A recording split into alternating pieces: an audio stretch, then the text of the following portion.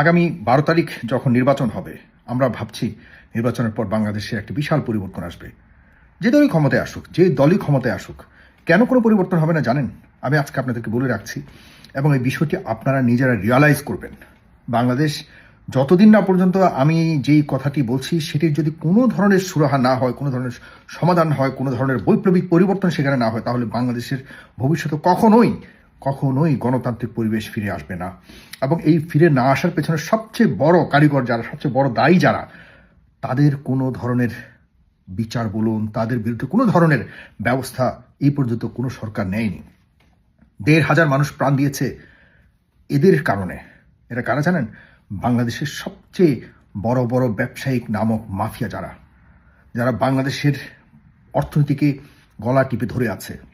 আমার আপনার পকেটের টাকাকে যাদের পকেটের মধ্যে ঢুকাচ্ছে, একদম প্রকাশ্যে যারা ডাকাতি করছে, বিশ্বাস করুন, প্রকাশ্যে যারা ডাকাতি করছে, বাংলাদেশের প্রধান প্রধান কয়েকজন শিল্পপতি নামক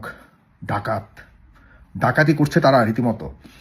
আপনারা কি জানেন কতগুলি ব্যাংক মানে কি জানেন? আমার আপনার টাকাটাকে কোনো রকম একটা জায়গায় রাখা, আর তারা সেই টাকা নিয়ে তাদের পকেটে ঢুকিয়ে তারা অবৈধভাবে ব্যবসা করবে, কোনো ধরনের ট্যাক্স দিবে না, কোনো ধরনের জনসাধারণকে শোষণ করবার জন্য যত ধরনের অবৈধ পদ্ধতি রয়েছে, যত ধরনের কৌশল, মানে হলো আপনার কৌশলের নামে যে ডাকাতি, যেটাকে কৌশল তো নাই, সম্পূর্ণভাবে কোনো না কোনোভাবে আপনার পকেট থেকে কীভাবে টাকা তাদের পকেটে যাবে, এই ধরনের পন্থাকে তৈরি করবারকে ব্যবসায়িক কৌশল বলে, তথাকথিত কৌশল বলে তারা আমাদেরকে নিঃস্ব করে ফেলছে। শেখ হাসিনাকে ফ্যাসিস্ট তৈরি করবার ক্ষেত্রে এদের ভূমিকা সবচেয়ে বেশি গুরুত্বপূর্ণ, সবচেয়ে বেশি অন্যতম ছিল। বসুন্ধরা, মেঘনা, RFL ইত্যাদি ইত্যাদি, কটা নাম বলবো, কজনের নাম বলবো, সালমান এফ রহমান, তারপরে কি যেন কতগুলো, এদের কারো এ পর্যন্ত বলুন তো। এই যে শেখ হাসিনা যখন পতন হয়েছে, যখন আমাদের সন্তানদের বুকে গুলি ছোড়া হচ্ছিল, যখন আমাদের সন্তানদেরকে মারা হচ্ছিল, তখনও এই ২০-২৫ জন বড় বড় ব্যবসায়িক নামক ডাকাতরা একসাথে হয়েছিল। কি বলেছিল? একজন তো বলেছিল যে কি নাম, ফরিদপুরের হামিম গ্রুপের সাবেক এমপি, হামিম গ্রুপের চেয়ারম্যান, কি নাম ভুলে গেছি, সে বলছিল কি, প্রথমত আমি তোমাকে চাই শেখ হাসিনাকে, দ্বিতীয় তৃতীয় তোমাকে চাই, মৃত্যুর পরেও তোমাকে চাই। বসুন্ধরা চেয়ারম্যান সাহেব একইভাবে বলেছিলেন। আচ্ছা বলুন তো, তাদেরকেই প্রশ্ন করি আমি, যাদের কথা বলছি, আপনারা বলুন, আপনারা আমাদের দেশের সত্যিকার অর্থে, আপনারা প্রকৃত পক্ষে বাংলাদেশের অর্থনীতিকে, বাংলাদেশকে উন্নয়ন করার জন্য, বাংলাদেশকে উন্নীত করার জন্য আপনারা ব্যবসা করছেন? আপনাদের বিরুদ্ধে এত মার্ডার কেস থেকে শুরু করে কত ধরনের অভিযোগ আপনাদের বিরুদ্ধে আসা হয়েছে। আপনাদেরকে কেউ 1 মিনিটের জন্য গ্রেপ্তার করতে পেরেছে? আপনাদের সন্তানকে 1 মিনিটের জন্য গ্রেপ্তার করতে পেরেছে? এটা কি কোনোভাবে ন্যায় বিচারের দেশ বলা যায়? এই এত বড় ঘটনা হলো 24-এ, ১,৫০০ মানুষের মৃত্যুর পেছনে এদের সরাসরি হস্তক্ষেপ দায়ী, এদের সরাসরি সহযোগিতা দায়ী, এদের সরাসরি শেখ হাসিনাকে তারা বিভ্রান্ত করেছে এবং শেখ হাসিনাকে গুলি করবার জন্য তারা সবচেয়ে বেশি উৎসাহ দিয়েছে। এদের কি কোনো বিচার হবে না? এদের বিরুদ্ধে কেউ কথা বলে? দেখুন, প্রত্যেকটা মিডিয়া, প্রিয় ভাইরা, বন্ধুরা, আপনাদেরকে একটা কথা বলি, দেখুন, আমি ফেস দ্য পিপল চালাই বহুদিন যাবৎ।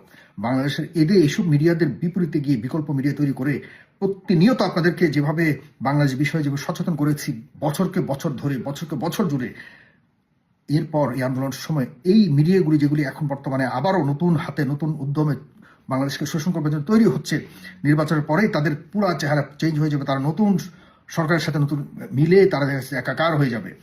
বলুন তো, শেখ হাসিনার পুরো আমল জুড়ে শেখ হাসিনার কোনো ধরনের রং রোহিং নিয়ে তারা কখনো কথা তুলেছে? কখনো কি তারা শেখ হাসিনার বিরুদ্ধে একটা টুশব্দ করেছে? কখনো করেনি। তা এখন একই সেই চ্যানেলগুলি নতুন দালালদের খপ্পরে নতুনভাবে, আমরা কি আসলে মগর মহল্লাকে বসবাস করছি? এদের কি কোনো বিচার হবে না? এই যে ৭১ টেলিভিশন, ডিবিসি টেলিভিশন থেকে শুরু করে যতগুলি টেলিভিশন রয়েছে, মিডিয়া রয়েছে, আমি কি বলবো, 1-2টা ছাড়া প্রত্যেকটা মিডিয়া শেখ হাসিনাকে সরাসরি খুনি বানাবার জন্য তারা সরাসরি দায়ী। এদের কি কোনো বিচার হবে না? আমি বাংলাদেশে বিজ্ঞাপনের জন্য আমাদের চ্যানেল চালানো এখন বড় ধরনের সমস্যা হয়ে দাঁড়িয়েছে। কারণ আমি চ্যানেল চালাতে হলে এদের কাছে আমার যেতে হবে টাকার জন্য, আর এদের কাছে আমাকে মাথা নত করতে হবে। এভাবে চলতে গেলে বাংলাদেশে কখন ন্যায়ের কথা, গণতন্ত্রের কথা আমরা বলতে পারবো না।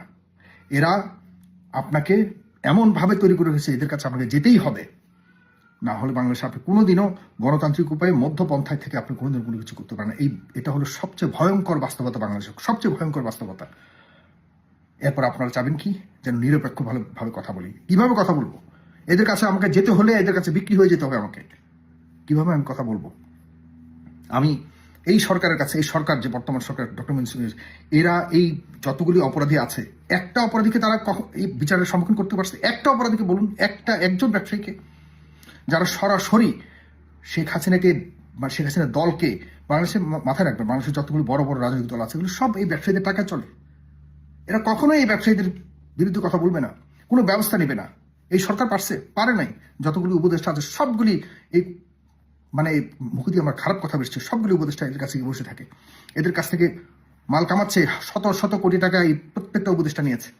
আমার মন থেকে আজকে কথাগুলো আমি বলছি, আর মাত্র 5 দিন বাকি, 4 দিন বাকি ধরতে গেলে কার্যত জাতীয় সংসদ নির্বাচনে। এরপরে আবারও যেই আসুক, আবারও একইভাবে সামনে চলতে থাকে। আবারও কি 24 আসবে? আবারও কোনোদিন অন্য কোনো বিপ্লব আসবে? আবারও 3000 বা 1500 মানুষের প্রাণ যাবে? কোনো মায়ের বুক খালি হতে হবে? কি পরিবর্তনটা হচ্ছে? এই ডক্টর মোহাম্মদ ইউনূস আমাদেরকে 1.5-2 বছর যে সরকার ছিল, এদের প্রত্যেকটা উপদেষ্টার ব্যাংক অ্যাকাউন্ট যদি চেক করে তাদের পুরো লেনদেন যদি তদন্ত করা না হয়, ডক্টর মোহাম্মদ ইউনূস আপনার বিরুদ্ধে বিপ্লব হবে, আপনার বিরুদ্ধে বিপ্লব হবে, মাথায় রাখবেন। সামনে যে সরকারই আসুক, আমরা সেই সরকারের কাছে আবেদন করতে চাই, এদের বিচার হতেই হবে, এদের বিচার হতেই হবে। এরা একটা সিন্ডিকেট করে আমাদের দেশটাকে ধ্বংস করে দিয়েছে গত 1.5 বছরে। কমপক্ষে আরো 50 বছর পিছনে, আরো 50 বছর না, কমপক্ষে 10 বছর পিছনে নিয়ে গেছে এরা।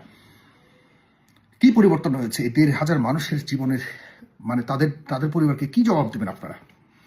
আমি যে কথাটি বলতে এখানে আজকে ভিডিওটি করেছি, আমি আমাদের ফেস দ্য পিপল, আমরা কোনোভাবে কারো কাছে মাথা নত না করে যতটুকু সম্ভব আমরা এইসব ব্যবসায়ী থেকে শুরু করে যতজন আছে যারা আমাদের দেশকে, দেশের মানুষকে, কোটি কোটি মানুষকে শোষণ করবার জন্য সরকারকে হাত করে কোটি কোটি টাকা লেনদেন করে, নতুন নতুন নেতা যারা আছে তাদেরকে হাত করে সামনের দিকে অবৈধভাবে ব্যবসা চালিয়ে হাজার হাজার কোটি টাকার মালিক হওয়ার জন্য যারা আবারও আগের মতো করে শেখ হাসিনার আমল থেকে এখন নতুন করে অন্য আমলও অ্যাডজাস্ট করবার জন্য যারা চেষ্টা করছে, এদের বিরুদ্ধে আমি কথা বলবো।